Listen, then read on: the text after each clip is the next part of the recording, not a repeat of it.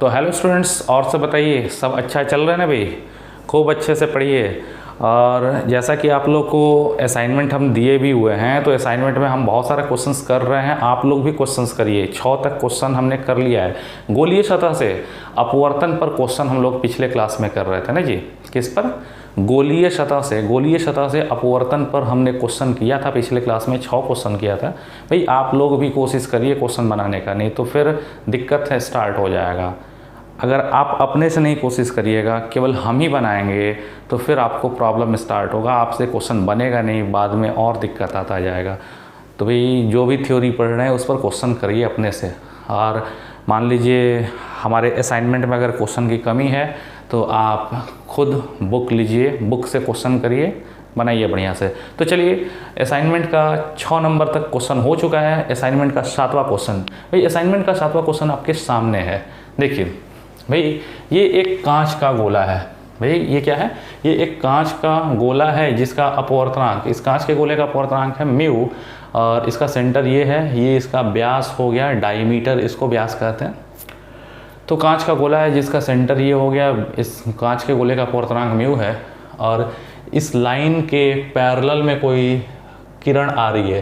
कांच के गोले पर ये प्रकाश की किरण आकर के पड़ रही है। जैसे ही पड़ रही है तो सेंटर से इस बिंदु को मिला देंगे, तो सेंटर से, गोले के सेंटर से, तुम पढ़े हो, गोले के सेंटर से गोलीय सतह को कोई रेखा मिला दे तो ये अभिलंब होता है। तो प्रकाश की किरण आके पड़ रही है तो आपतन कोण आई है, और प्रकाश की किरण जब हवा से कांच के गोले में प्रवेश करेगी तो विरल से सघन माध्यम में जाएगी, तो इस अभिलंब की ओर क्या हो जाएगी? मुड़ जाएगी। तो ये भाई कांच में प्रवेश कर रही है तो इस अभिलंब की ओर मुड़ करके इधर जा रही है, और इस व्यासतः बिंदु, इस वाले पॉइंट से होकर के ये निकल जा रही है। तो इसमें क्या निकालना है कि अगर इस गोले का अपवर्तनांक म्यू है तो आपतन कोण आई कितना होगा, अपवर्तन कोण आर कितना होगा, और प्रकाश की किरण इधर से आ रही थी और लास्ट में इधर निकल गई, तो लाइट में, प्रकाश के इस किरण में नेट विचलन, कुल विचलन, टोटल डेविएशन कितना हुआ, कितना विचलित होकर के चली गई। यही 3 चीज़ निकालना है, आपतन कोण, अपवर्तन कोण और एंगल ऑफ डेविएशन डेल्टा निकालना है। तो भाई आप समझ गए होंगे। तो क्वेश्चन क्या है? क्वेश्चन है कि कांच का एक गोला है, कांच का एक गोला है जिसका अपवर्तनांक म्यू है। कांच का एक गोला है जिसका अपवर्तनांक भाई म्यू है, इसका सेंटर ये हो गया। अब प्रकाश की किरण आ रही है और आकर के पड़ रही है आपतन कोण आई पर, और प्रकाश की किरण आकर जब पड़ रही है तो ये कांच में घुस रही है, तो इस अभिलंब की ओर क्या हो रही है? मुड़ जा रही है, और अभिलंब की ओर मुड़ करके इधर आ रही है और यहाँ पे जा रही है और फिर इधर निकल जा रही है। तो आई, आर और डेल्टा निकालना है। बहुत अच्छा। अच्छा भाई, एक छोटा सा बात हम आपसे पूछेंगे ज़रूर। आपको पता है कि ये आई होगा, ये अपवर्तन कोण आर। अच्छा, इस वाले पॉइंट पर थोड़ा सा, चलो एक छोटा सा बात बताओ, इस वाले त्रिभुज में अगर देखो तो ये भी त्रिज्या है, ये भी गोले की त्रिज्या है और ये भी गोले की त्रिज्या है, यानी ये भी, इसकी लंबाई और इसकी लंबाई सेम है।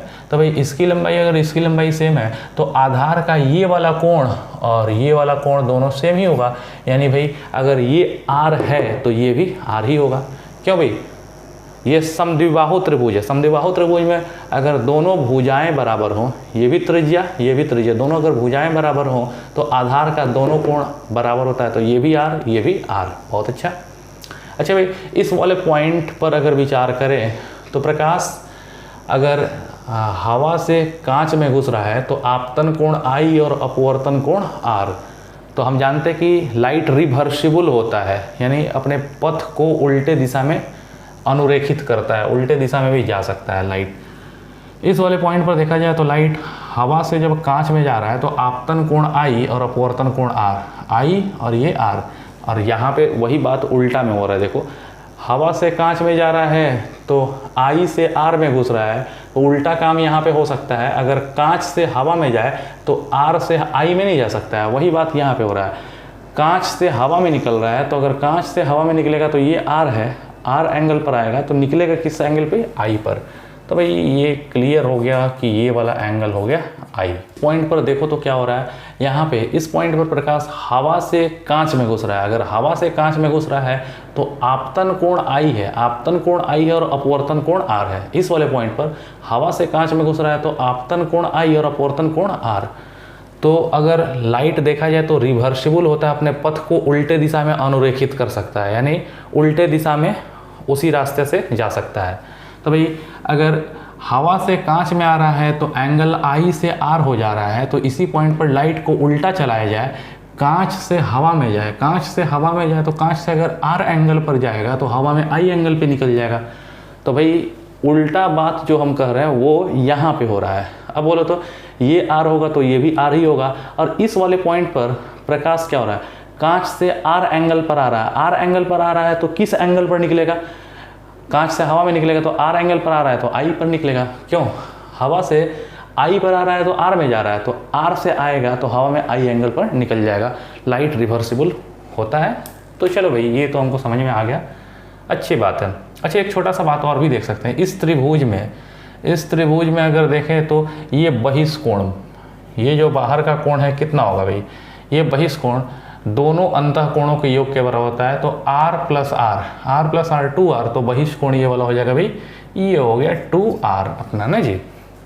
तो भाई हम कह सकते हैं इट इज क्लियर, यह स्पष्ट है। भाई फिगर से ये स्पष्ट है कि ये दोनों समानांतर रेखा है, ये और ये समानांतर रेखा है, इसको तिर्यकछेदी रेखा काट रही है, तो ये और ये संगत कोण सेम होना चाहिए। दो समानांतर रेखाओं को, अरे भाई हई समानांतर है, इसको तिर्यकछेदी रेखा काटेगी तो ये और ये एंगल सेम होगा, यानी ये क्या है आई, तो आई, ये आई बराबर 2r। तो इट इज क्लियर कि आई बराबर 2r, यानी आई का मान हो गया 2r। बहुत अच्छा, इसको अपना इक्वेशन नंबर 1 मान लेना जी। चलो भाई अब हमको आई, आर, डेल्टा सब चीज़ निकालना है। चलो क्या करते हैं अब एक बात बताओ भाई, ये तो क्लियर है कि यहाँ पे अपवर्तन हुआ तो स्नेल्स लॉ, लाइट एक से दूसरे माध्यम में गई तो स्नेल्स लॉ से म्यू बराबर होता है साइन आई बटा साइन आर। बहुत अच्छा, बताओ तो इसका अपवर्तनांक म्यू कितना है, म्यू है तो म्यू रहने दो, साइन आई, साइन तो साइन और आई, इस आई का मान कितना है भाई 2r, आई साइन तो साइन लिख दिया आई, और आई का मान है 2r, तो साइन 2r बटा नीचे होगा साइन r। बहुत अच्छा, म्यू तो म्यू बराबर साइन 2r। अच्छा भाई साइन 2a का फॉर्मूला पढ़े हो, साइन 2a बराबर होता है 2 sine a into cos a, तो साइन 2r होगा 2 sine r into cos r, और बटा नीचे में क्या है भाई साइन r, साइन r से साइन r कट जाएगा, तो म्यू बराबर हो जाएगा भाई 2 कॉस r, 2 कॉस r, तो केवल कॉस r निकालोगे तो म्यू बाई 2 हो जाएगा। तो बहुत अच्छा भाई, तो कॉस r बराबर म्यू बाई 2। तो भाई अब हमको क्या अपवर्तन कोण r नहीं मिल जाएगा, ये वाला अपवर्तन कोण क्या होगा r, तो r बराबर हो जाएगा, r बराबर कॉस इनवर्स म्यू बाई 2। तो भाई इतना करने के बाद हमको अपवर्तन कोण r मिल गया, आंसर r मिल गया। अब हमको i निकालना है, r तो निकल गया, अब i किस तरह निकले भाई, लेकिन जानते हो कि i बराबर होता है 2r, बट मतलब लेकिन हम पढ़े हैं भाई i आपतन कोण i बराबर होता है 2r, 2 तो 2 और r अभी आया है भाई cos inverse mu by 2, cos inverse mu by 2, यानी भाई आपको i भी मिल गया, i बराबर 2 कॉस इनवर्स म्यू बाई 2। तो भाई इस तरह हमको एक आंसर और भी मिल गया, आई भी मिल गया, आर भी मिल गया। अब हमको विचलन कोण डेल्टा निकालना है, ये वाला विचलन कोण भाई, ये विचलन कोण डेल्टा कितना होगा ना जी।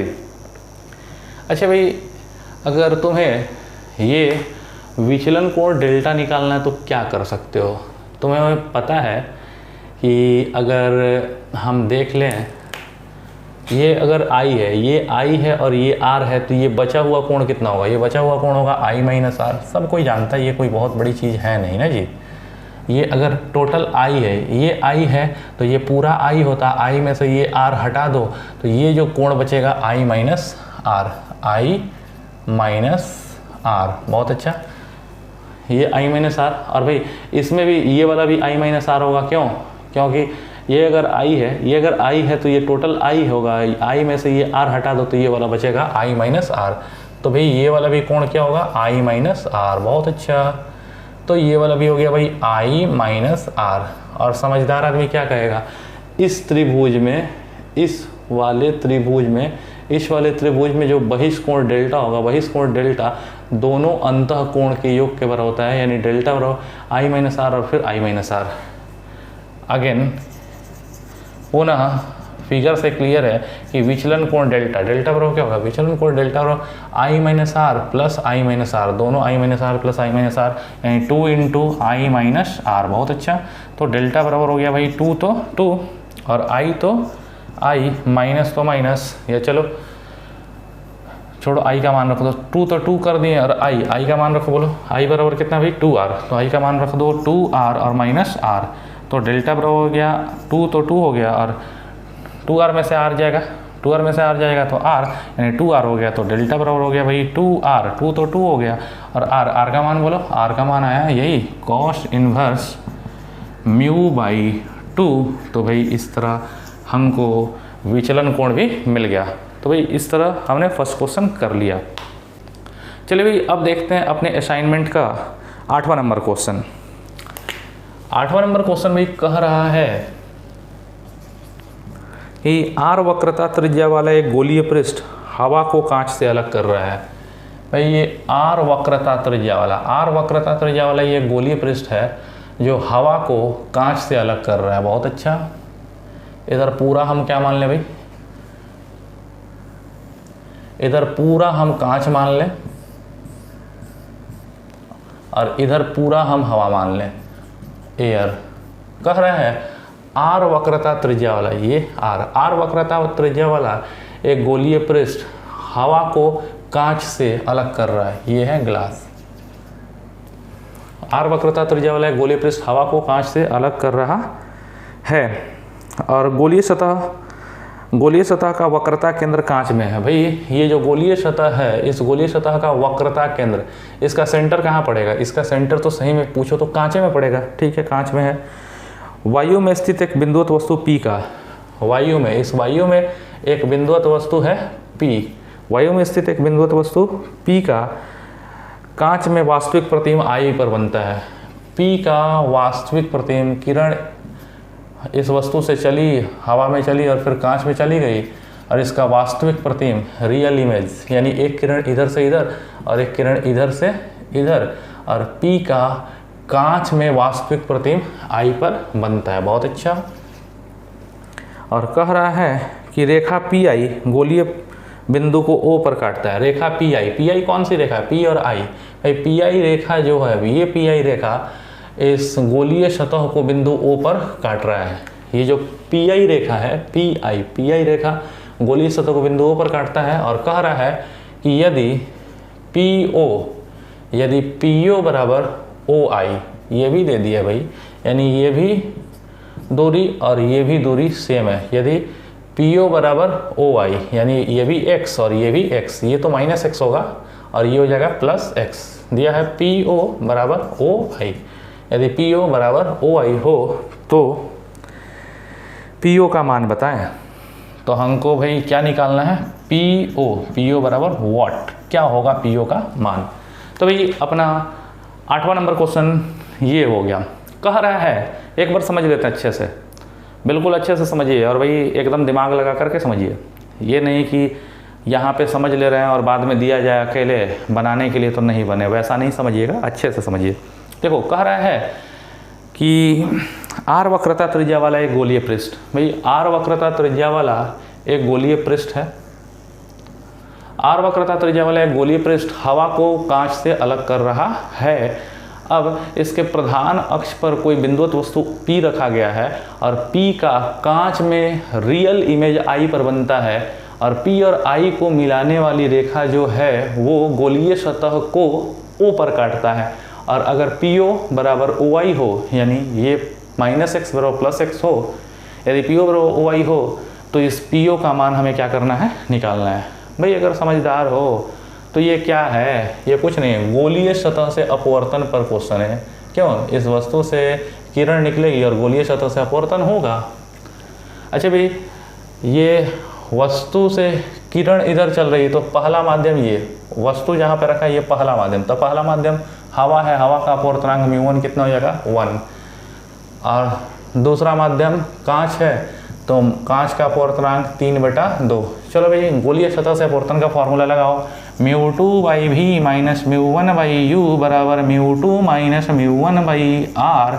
बहुत अच्छा।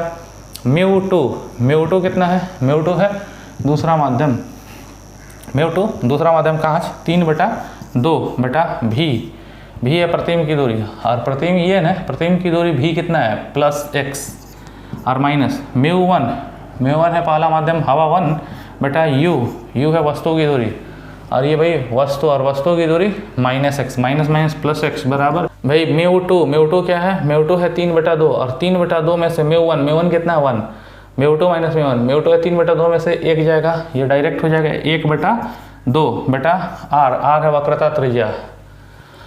और भाई इसका वक्रता त्रिज्या अगर देखा जाए तो इस साइड पड़ेगा, इस पोल के राइट साइड पड़ेगा, तो +r। बहुत अच्छा।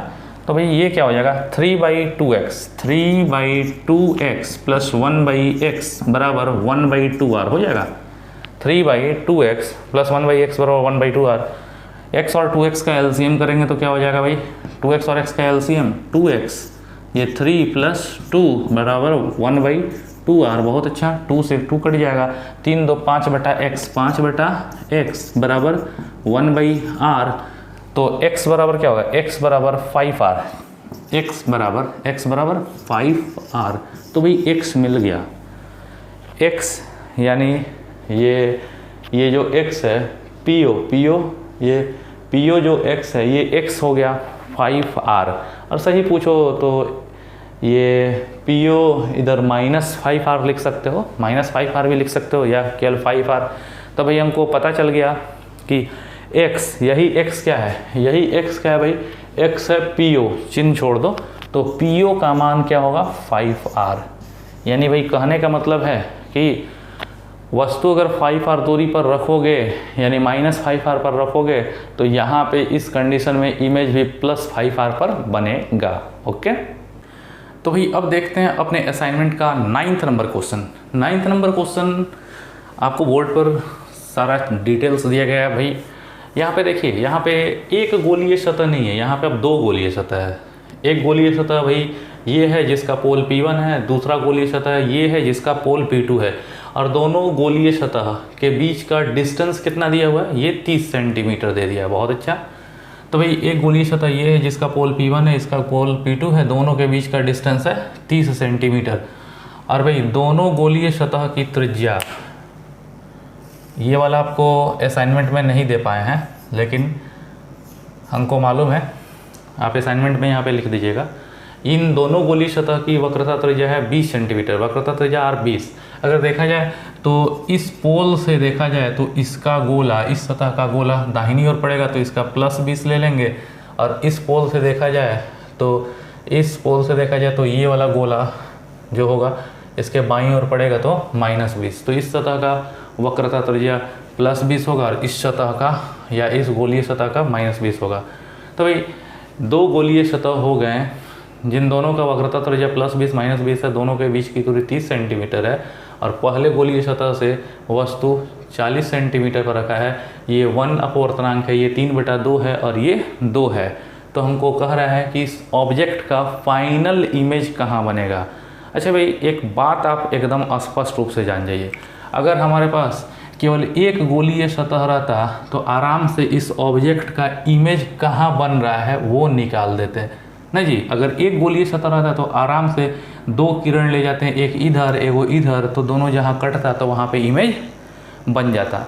लेकिन अगर हमारे पास कई सारे गोलीय सतह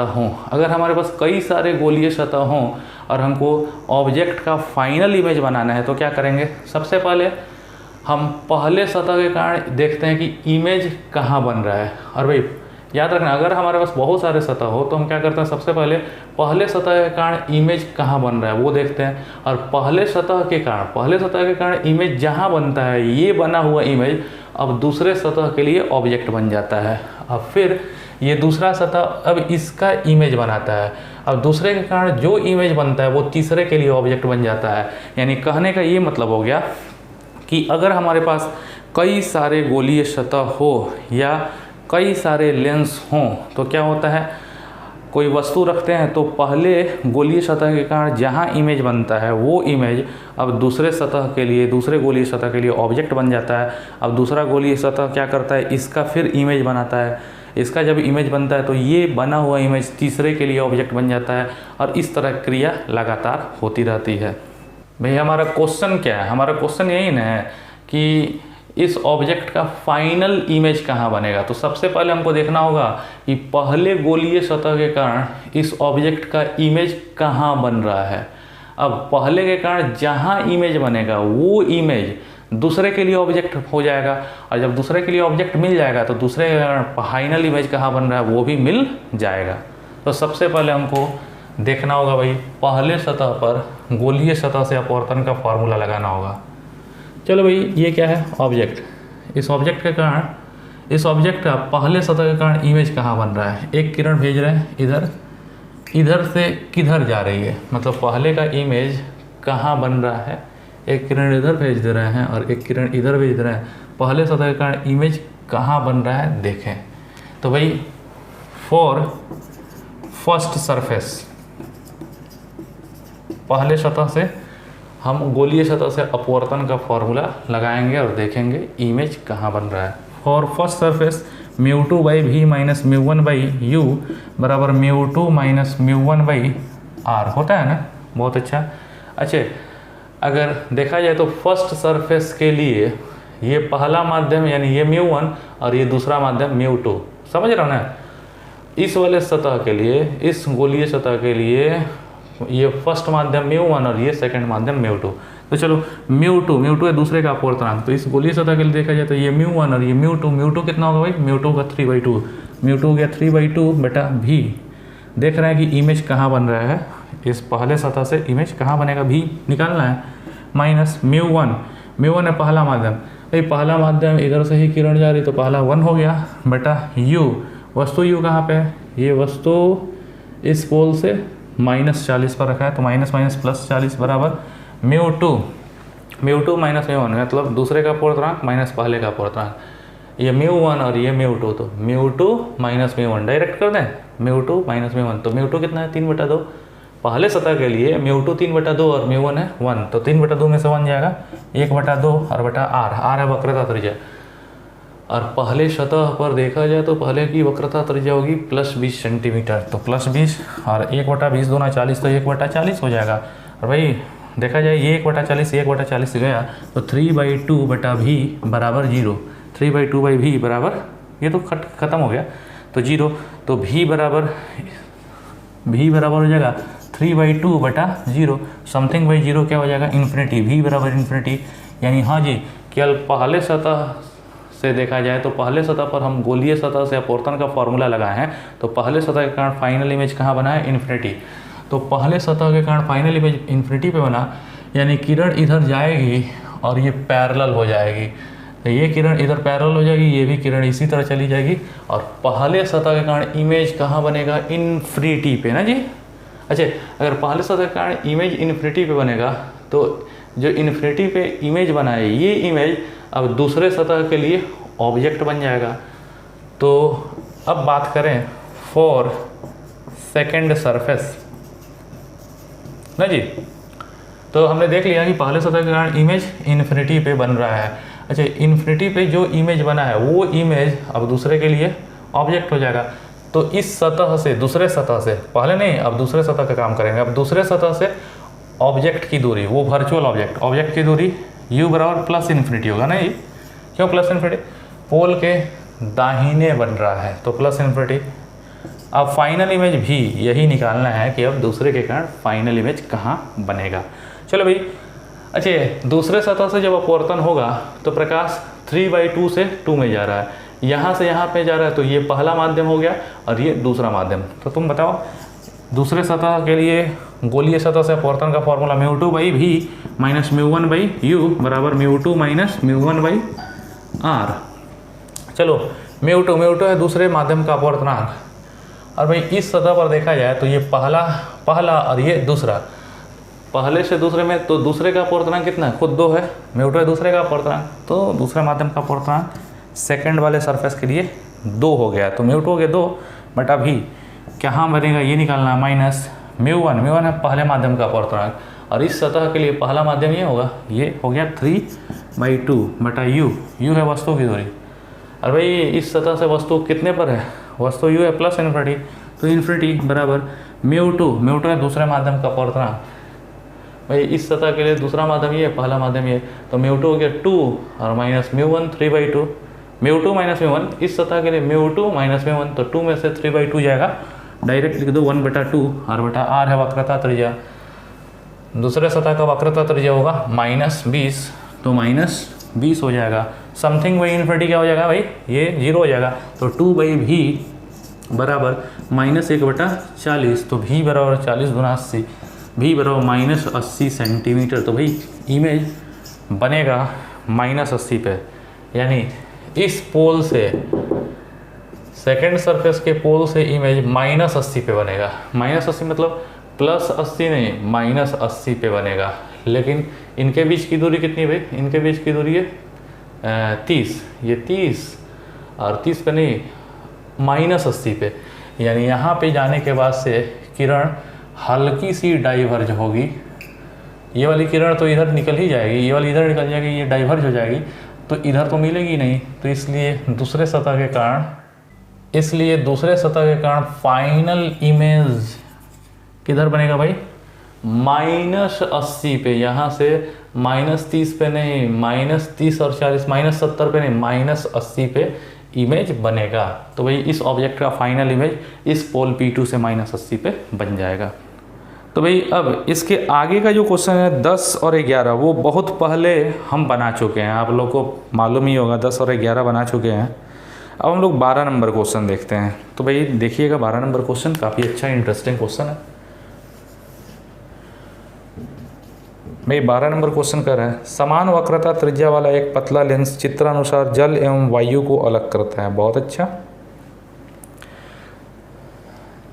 समान वक्रता त्रिज्या r वाला, भाई इसकी वक्रता त्रिज्या +r और इसकी -r होगा ही, क्योंकि एक तरफ के सतह का गोला दाहिनी ओर पड़ेगा तो +r, एक और के सतह का गोला लेंस के बाईं ओर पड़ेगा -r। कह रहा है भाई समान वक्रता त्रिज्या r वाला एक पतला लेंस चित्रानुसार जल और वायु को अलग कर रहा है। ये तो कांच का लेंस है, ये किसको अलग कर रहा है, जल को। इधर है भाई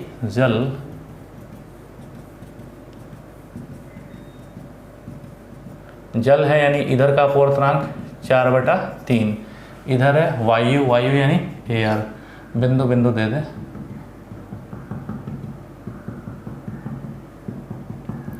भाई ये हवा है, हवा का अपवर्तनांक में वो कितना हो जाएगा 1, और ये खुद कांच का लेंस है तो ये इसका में हो गया 3/2। बहुत अच्छा।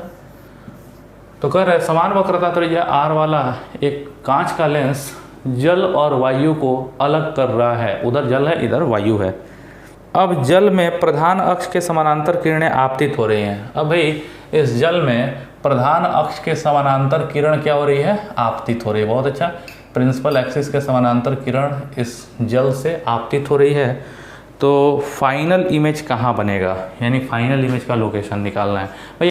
तो भाई इस क्वेश्चन को अच्छे से समझ लो। क्वेश्चन कह रहा है समान वक्रता त्रिज्या r वाला एक कांच का लेंस यानी 3/2 वाला लेंस पानी और हवा को अलग कर रहा है, और पानी में से प्रकाश की किरणें प्रिंसिपल एक्सिस के समानांतर आपतित हो रही हैं, तो उसका फाइनल इमेज कहाँ बनेगा, यही निकालना है। अच्छा भाई एक बात बताओ, हम जानते हैं लेंस में 2 गोलीय सतह होते हैं। लेंस में अगर 2 गोलीय सतह हैं तो प्रकाश आएगा तो एक बार पहले गोलीय सतह से अपवर्तन होगा, फिर दूसरे गोलीय सतह से अपवर्तन होगा और तब जाकर के फाइनल इमेज बनेगा। यहाँ पे सही पूछो तो लेंस में 2 गोलीय सतह है, तो प्रकाश की किरण जब समानांतर किरण आएगी तो पहली बार जल से कांच में जाएगी तो एक बार गोलीय सतह से अपवर्तन होगा और पहले सतह के कारण कहीं ना कहीं इमेज बनेगा और वो बना हुआ इमेज लेंस के दूसरे सतह के लिए ऑब्जेक्ट बन जाएगा और फिर दूसरा सतह फाइनली कहाँ इमेज बनाएगा, यही हमें निकालना है। तो चलो भाई, लेंस के पहले सतह के लिए फॉर फर्स्ट सरफेस, कई आदमी ये सोच रहे होंगे आर का मान नहीं दिया है, तो आर के टर्म में आएगा आंसर, क्या दिक्कत है। चलो भाई, लेंस का ये पहला सतह, तो पहला सतह पहले हम बना लें। यहाँ पे ये लेंस का देखो, हम क्वेश्चन को अलग अलग करके करेंगे ना तो बिल्कुल आसान रहेगा। तो ये लेंस का पहला सतह बना लें, बहुत अच्छा। ये लेंस का पहला सतह, इधर पूरा क्या मान लेंगे भाई, अब पूरा कांच मान लेंगे, इधर पूरा कांच और इधर पूरा पानी, बहुत अच्छा। केवल किसकी बात कर रहे हैं, लेंस के पहले सतह की। भाई यहाँ पे समानांतर किरण पुंज, अच्छा अगर किरण समानांतर आ रहा है, अगर लेंस के पहले सतह पर किरण समानांतर आ रहा है तो वस्तु यू कहाँ पे रखा है, माइनस इन्फिनिटी पे। समानांतर मतलब वस्तु माइनस इन्फिनिटी पे रखा है, बहुत अच्छा। तो अब इमेज कहाँ बनेगा, पहले सतह के कारण भी, वो पहले देख लें। अच्छा, प्रकाश इधर से इधर में जा रहा है तो पहला माध्यम पानी होगा, तो μ1 बराबर कितना हो जाएगा भाई, 4/3 पानी, और दूसरा माध्यम कांच हो जाएगा, μ2 बराबर क्या हो जाएगा, 3/2। और भाई इस सतह की वक्रता त्रिज्या होगी +r ना जी। तो हम देख रहे हैं कि पहले सतह के कारण, फर्स्ट सरफेस के कारण इमेज कहाँ बन रहा है। तो चलो भाई, गोलीय सतह से अपवर्तन का फॉर्मूला μ2/v माइनस μ1/u बराबर μ2 माइनस μ1/r। भाई μ2 बोलो तो μ2 है 3/2/v निकालना है, माइनस μ1 कितना है, 4/3/u है वस्तु u, minus infinity minus plus infinity बराबर μ2 माइनस μ1 कितना है, μ2 है 3/2, तो 3/2 माइनस μ1 देखो 4/3/r, r है +r ना जी, बहुत अच्छा। समथिंग बाई इन्फिनिटी क्या होगा, 0, 3/2v बराबर ये क्या हो जाएगा भाई, 3 दूना 6 और ये 3 तरीके 9 में से 8 जाएगा, 1/6 और बटा r, तो ये हो गया 1/6r, 1/6r और 2 3 6, तो भाई 3/v बराबर 1/3r। तो भाई 3/v बराबर 1/3r, और अगर तुम v निकालना चाहो तो v बराबर 9r, तो v बराबर 9r, बहुत अच्छा। तो इमेज केवल पहले सतह से इमेज कितनी दूरी पर बनेगा, 9r के डिस्टेंस पर बनेगा। तो यहाँ से यानी लेंस से 9r + 9r के डिस्टेंस पर इमेज बनेगा। तो ये पहले सतह समझ लेना, पहले सतह के कारण इमेज अगर दूसरा ना होता तो पहले सतह के कारण इमेज कहाँ बनता भाई, यहाँ पे, यहाँ मतलब 9r पे बनता। लेंस से कितनी दूरी पर, लेंस से 9r के डिस्टेंस पर इमेज बनता। लेकिन ये क्लियर है, पहले सतह के कारण जहाँ इमेज बनता वो इमेज अब दूसरे सतह के लिए ऑब्जेक्ट हो जाएगा, यानी दूसरे सतह के लिए वर्चुअल ऑब्जेक्ट हो गया।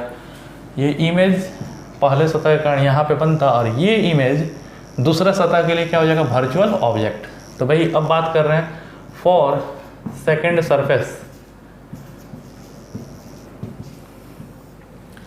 अब भाई जिस तरह लेंस का पहला सतह खींचे उसी तरह लेंस का दूसरा सतह खींच दें।